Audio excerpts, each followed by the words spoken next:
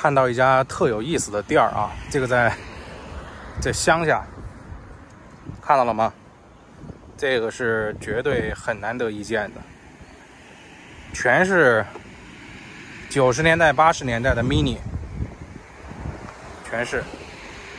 里边的话呢，有一个科尔维克的跑车，然后呢，有一个敞篷的老爷车，这还有一个丰田的大皮卡，看那个老爷车，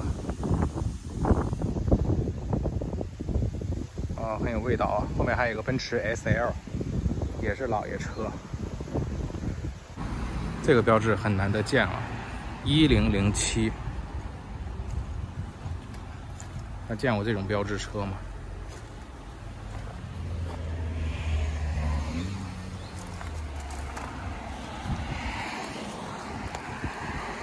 ？1007应该是标致最小的车啊，咱们国内好像以前最早的有标致206是吧？2系，这个是1系。而且这个车好奇葩呀，它是一个滑动的这个门。现在呢，我们绕到它后面，给大家看看，就更带劲了。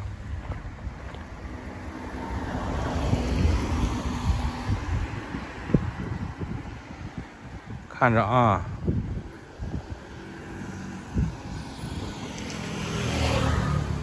它这个店背后呢是一个小的一个工厂，里面有2个年龄非常大的老师傅，应该有60-70岁了，俩老爷子。然后这边全是他们应该是倒腾过来的这些 Mini， 看到了吗？这些应该就是修复的比较好的了。看，这就是以前憨豆开的那款，是吧？看，这边也是，全是 Mini。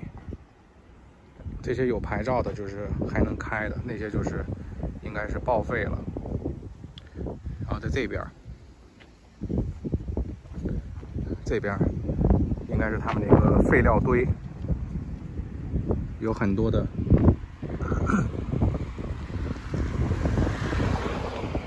Mini 的那个报废的车架子啊，你看这些都拆吧，全部都拆吧废了啊，这些都是。那后备箱是拧的啊，这个也是，看这车拆的，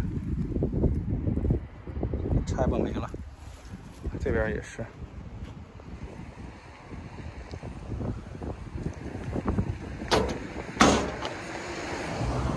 挺有意思吧？啊，这边都是全部拆散了，拆散的空壳。它这个店是怎么回事呢？应该是日本有很多的这种喜欢老爷车的车主啊，他们自己有这个 Mini， 然后呢，零部件肯定已经没有了嘛。然后呢，他们应该是从海外，倒腾的这些报废车，把这零部件呢拆了之后呢，来维系这些日本的车主的这种要求啊需求。你看他们这个车还改装了剑舞的车载音响，就这个 Mini， 这都报废了，这是车壳了，挺有意思吧？啊，好，下个视频见，拜拜。